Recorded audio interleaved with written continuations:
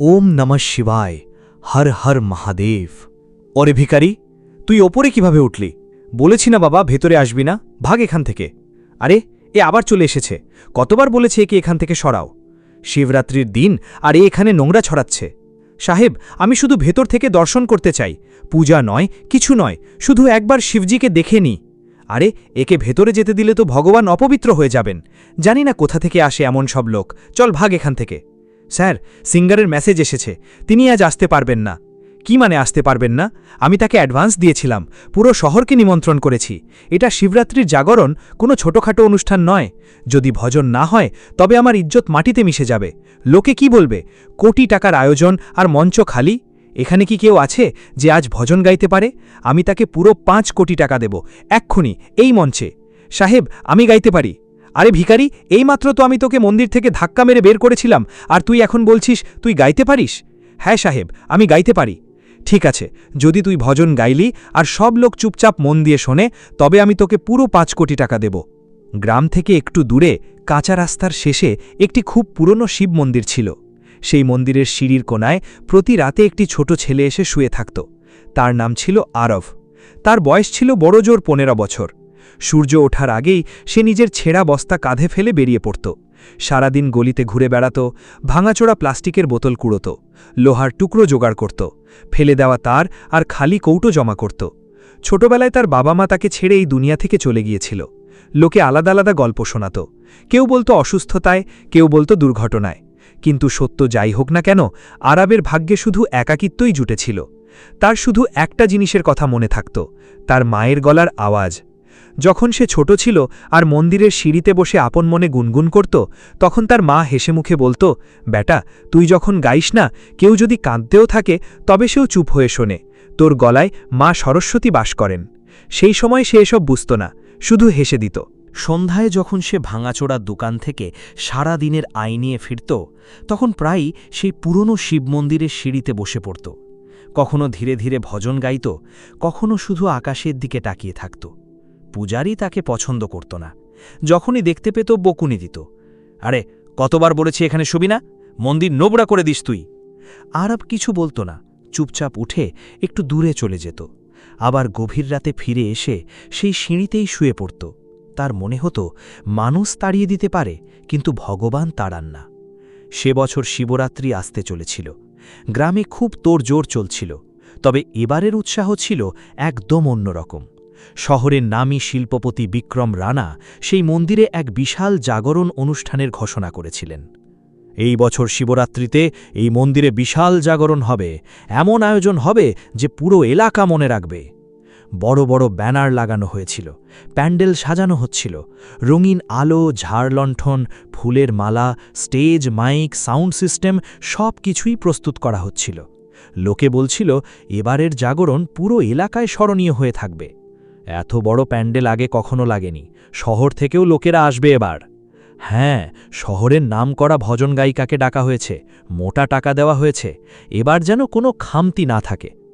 নেতা থেকে শুরু করে বড় ব্যবসায়ীদের নিমন্ত্রণ পাঠানো হয়েছিল। এটা ভক্তির চেয়েও বেশি সম্মানের প্রশ্ন হয়ে দাঁড়িয়েছিল।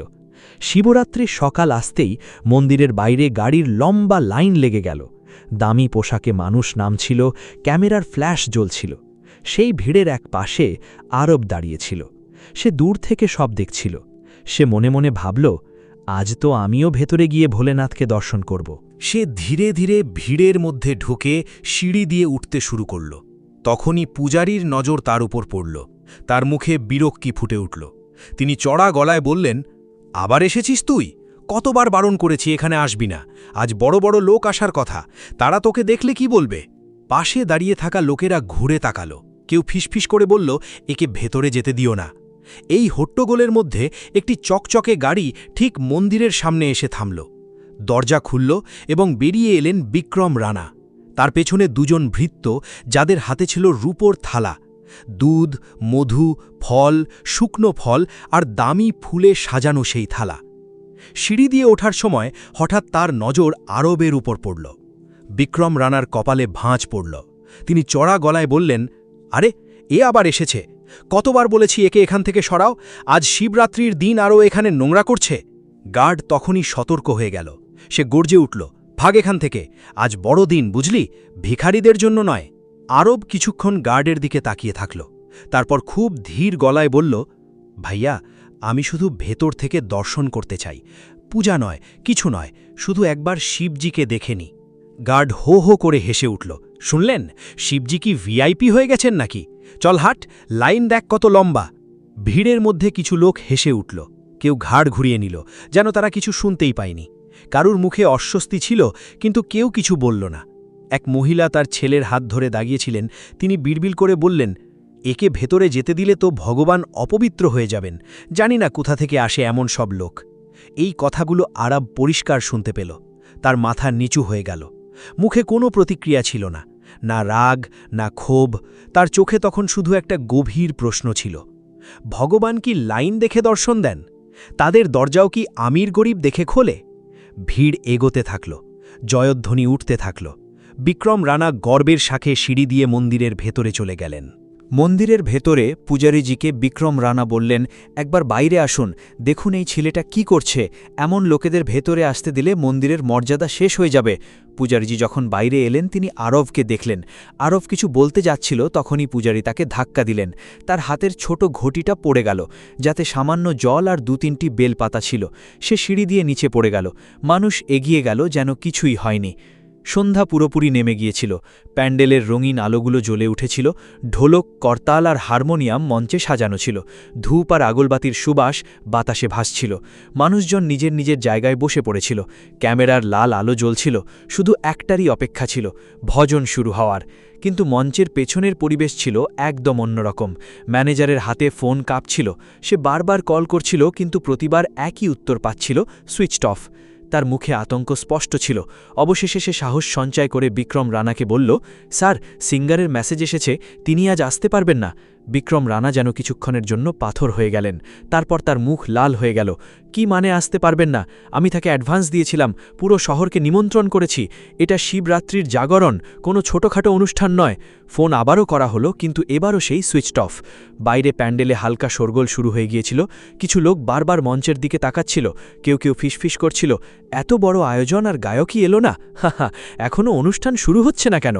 ক্যামেরা তখনও রেকর্ড করছিল, সোশ্যাল মিডিয়ায় লাইভ চলছিল। বিক্রম রানার কপালে ঘামের ফোঁটা চিকচিক করছিল, ঠান্ডা বাতাস বইছিল, তাও তার হাতের তালু ভিজে গিয়েছিল।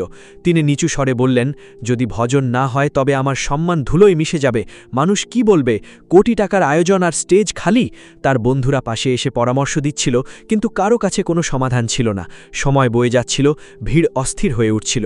ঢোলক বাদক চুপচাপ বসেছিল, হারমোনিয়াম বাদক অস্থিরভাবে আঙুল চালাচ্ছিল। হঠাৎ বিক্রম যেন ভেতর থেকে কোনো সিদ্ধান্ত নিলেন। তিনি দ্রুত মঞ্চের দিকে এগিয়ে গেলেন এবং মাইক হাতে নিলেন। তার গলায় তখন ভয়ও ছিল, আবার জেদও।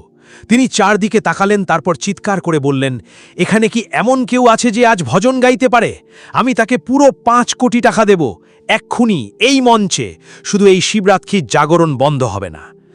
5 কোটি, এই শব্দটা যেন বাতাসে থমকে গেল। ভিড়ের মধ্যে নিস্তব্ধতা নেমে এলো। মানুষ একে অপরের দিকে তাকাতে লাগল। এত বড় মঞ্চে, এত মানুষের সামনে এত বড় দায়িত্ব নেওয়ার সাহস কেউ পাচ্ছিল না। যদি গলা কেঁপে যায়, যদি সুর কেটে যায়, যদি হাসির পাত্র হতে হয়। সিঁড়ির নিচে বসে থাকা আরব এইসব শুনছিল। ওপর থেকে বিক্রম রানার কথাগুলো কানে আসছিল।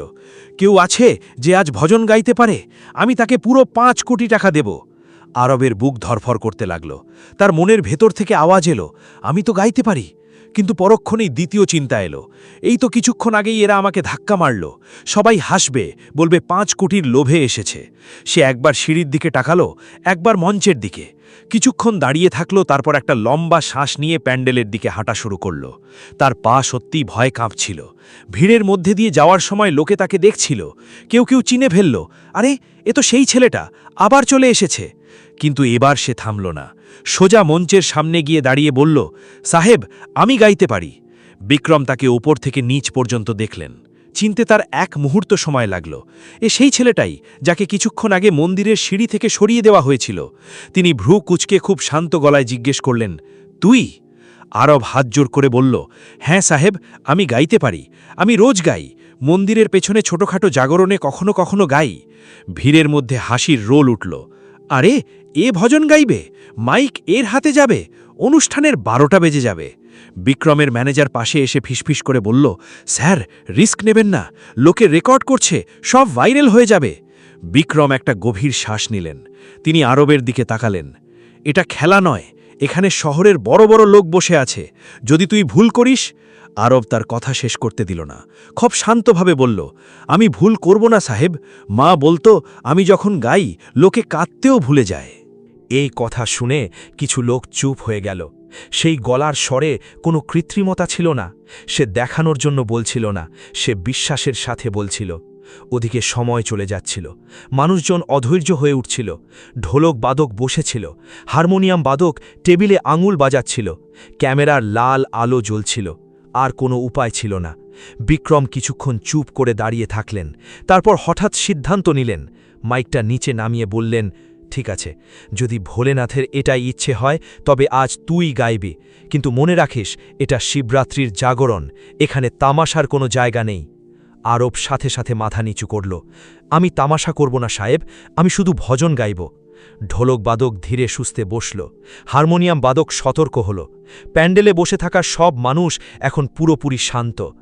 আজ মঞ্চে কোনো নামী গায়ক ছিল না, আজ মঞ্চে দাঁড়িয়েছিল এক ভিখারি ছেলে, এবং পুরো শিবরাত্রি যেন তার গলার আওয়াজের জন্য অপেক্ষা করছিল। আরব মাথা নিচু করল, মাইক তার হাতে এলো। সাউন্ড ইঞ্জিনিয়ার মাইকের হাইট কমিয়ে দিল। কিছু লোক এখনও হাসছিল, যেন 2 মিনিটের কোনো নাটক শুরু হতে চলেছে। আরব চোখ বন্ধ করল, সে তার মাকে মনে করল, সেই ভাঙা খাট, সেই কাশির আওয়াজ, সেই হাসি মুখে বলা, গান গাওয়া ছাড়িস না। তারপর সে প্রথম সুর তুলল, ওম নমো শিবায়। সেই আওয়াজ প্যান্ডেলে প্রতিধ্বনিত হল। কোনো কৃত্রিমতা নেই, কোনো লোক দেখানো ব্যাপার নেই, পরিষ্কার, গভীর এবং সরাসরি হৃদয়ে গিয়ে লাগা সুর। ভিড় হঠাৎ একদম নিস্তব্ধ হয়ে গেল। আরব গেয়ে চলল, ভোলেনাথ শঙ্কর ত্রিপুরারি। ঢোলক বাদকের হাত নিজে থেকেই তালে পড়তে শুরু করল। হারমোনিয়াম বাদক সুর ধরে ফেলল। যারা হাসছিল তারা এখন স্থির হয়ে দাঁড়িয়ে, কেউ কেউ অজান্তেই হাত জোড় করে ফেলল। আরবের গলায় শুধু সঙ্গীত ছিল না, ছিল দুঃখ, ক্ষুধা আর এক অটুট বিশ্বাস। সে পরের ভজনে গেল, তেরে দর পে আয়া হুঁ, খালি ঝোলি লেকার, ভর দে মেরে ভোলে।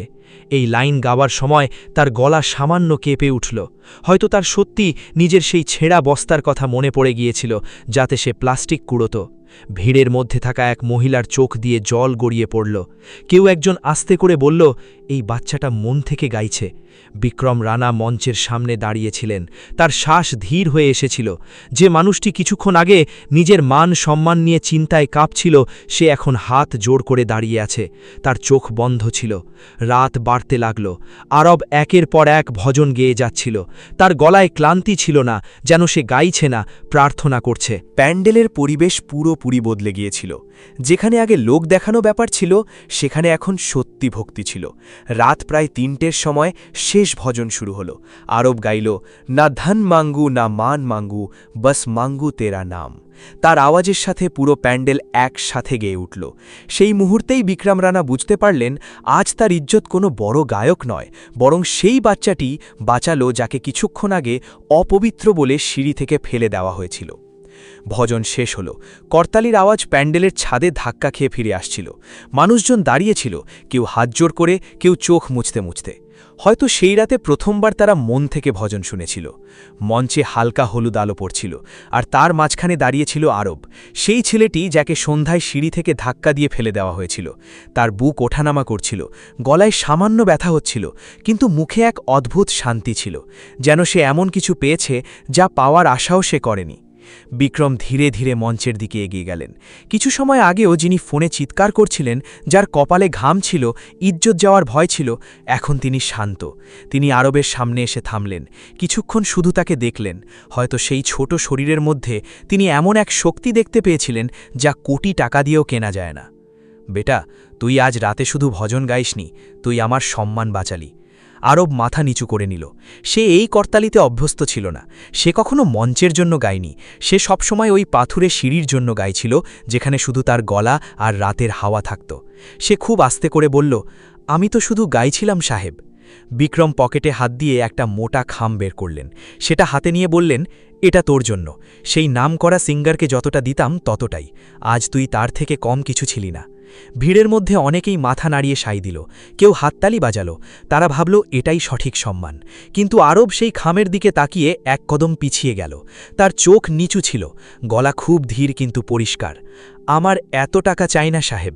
বিক্রম অবাক হলেন, কেন? এটা তোর পরিশ্রমের ফল, তোর হক। আরব কিছুক্ষণ চুপ থাকল, তারপর মাটির দিকে তাকিয়ে বলল, আমার বাবা মা এই, কেউ আমার জন্য অপেক্ষা করে না। আমি যখন রাতে গান করি তখন শুধু ভগবান শোনেন। আমার টাকা চাই না, আমি শুধু চাই মন্দিরের সিঁড়ি থেকে কেউ যেন আমাকে আর ধাক্কা না দেয়। এই বলতে বলতে তার গলা ধরে এলো। প্যান্ডেলে হঠাৎ নিস্তব্ধতা নেমে এলো। যারা কিছুক্ষণ আগে জয়ধ্বনি দিচ্ছিল তারা এখন স্থির হয়ে দাঁড়িয়ে। কারো কারো নিজের সেই কথাগুলোই মনে পড়তে লাগল। অপবিত্র হয়ে যাবে, বের করো একে। আরব সামান্য ওপরের দিকে তাকিয়ে বলল, আজ যখন আপনি জিজ্ঞেস করলেন কেউ আছে কি না যে ভজন গাইতে পারে, তখন মনে হলো হয়তো ভগবানই আমাকে ডেকেছেন। আমি টাকার জন্য গাইনি, আমি শুধু একবার ভেতরে বসতে চেয়েছিলাম। মা বলতো ভগবানের সামনে গাইলে ভয় লাগে না। আজ প্রথমবার মনে হলো তিনি ঠিকই বলতেন। বিক্রমের ভেতরের অহংকার যেন চুরমার হয়ে গেল। তার মনে পড়ল সেই বাচ্চা, সেই ধাক্কা আর সেই পড়ে যাওয়া জলের ঘটি। তার মনে পড়ল তিনি নিজেও নাকে রুমাল দিয়েছিলেন। তিনি একবার খামটার দিকে তাকালেন, তারপর সেটা নিজের পকেটে ঢুকিয়ে নিলেন। বিক্রম রানা কিছুক্ষণ পর্যন্ত মঞ্চের ধারে দাঁড়িয়ে থাকা আরফকে দেখলেন। তার মুখে এখন আর অহংকার ছিল না, বরং গভীর কোনো চিন্তা ছিল। তিনি আবার মাইক হাতে নিয়ে বললেন, মন্দিরের সিঁড়িতে শোভার দরকার পড়বে না তোর। আমি তোর থাকার জন্য একটা ছোট বাড়ি করে দেব, নিজের বাড়ি, যেখানে কেউ তোকে ধাক্কা মারবে না। ভিড়ের মধ্যে একটা গুঞ্জন উঠল। বিক্রম ম্যানেজারের দিকে তাকিয়ে স্পষ্ট গলায় বললেন, কালই রেজিস্ট্রির কাজ শুরু করো। মন্দির থেকে দূরে নয়, এই আশেপাশেই। আর মনে রেখো, কাগজ যেন ওর নামেই হয়।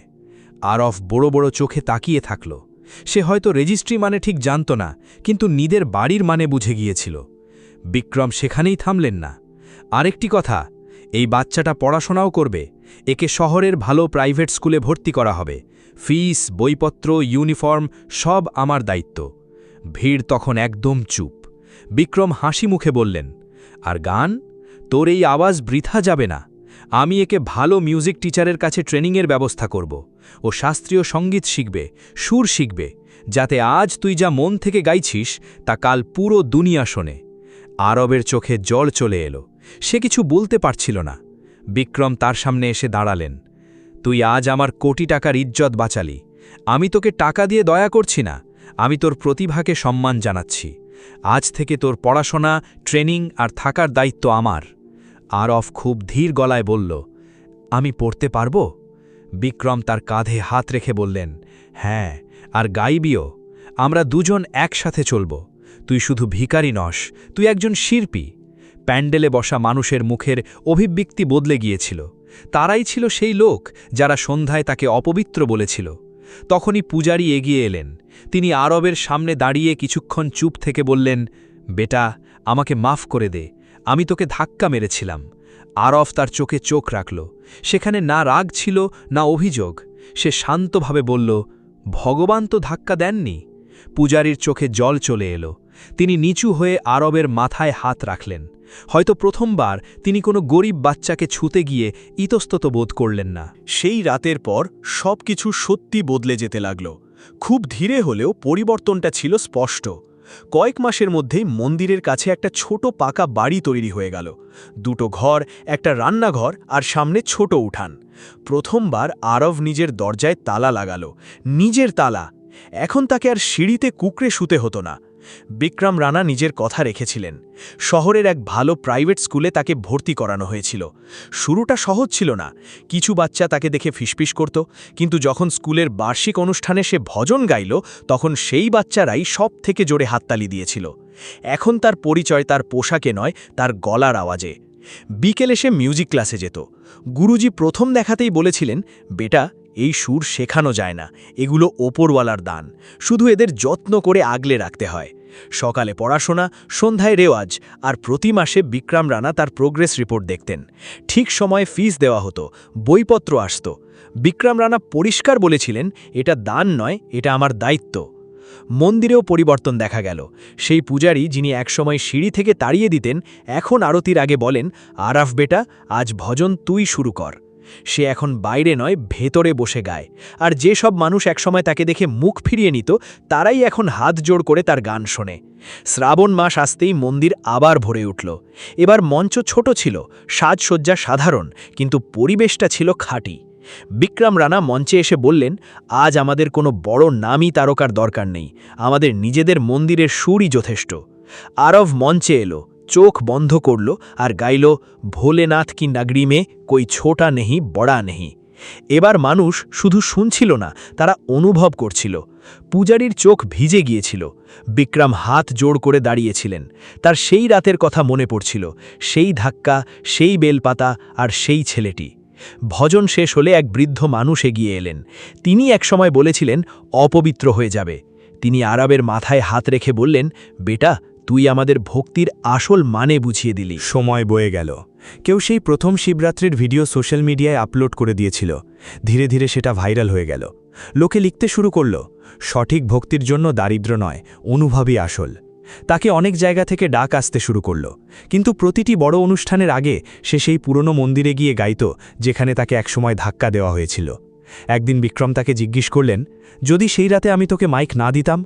আরব হাসল এবং বলল, তবুও আমি গাইতাম সাহেব, শুধু ওই সিঁড়িতেই গাইতাম। বিক্রম কিছুক্ষণ চুপ থাকলেন, তারপর নিচু স্বরে বললেন, হয়তো সেই রাতে আমি তোকে সুযোগ দিইনি, সুযোগ ওপরওয়ালাই দিয়েছিলেন। এখন মন্দিরের সিঁড়িতে কোনো বাচ্চা বসে থাকতে দেখলে লোকে তাকে আর তাড়িয়ে দেয় না। কেউ ক্ষুধার্ত এলে প্রসাদ পায়, আর যদি কেউ ছেঁড়া পোশাকে হাত জোড় করে দাঁড়িয়ে থাকে, তবে লোকে তাকে অপবিত্র বলে না। কারণ সেই শিবরাত্রির রাতে এক কুরুনি ছেলে শুধু ভজন গায়নি, সে মানুষের চিন্তাভাবনা বদলে দিয়েছিল।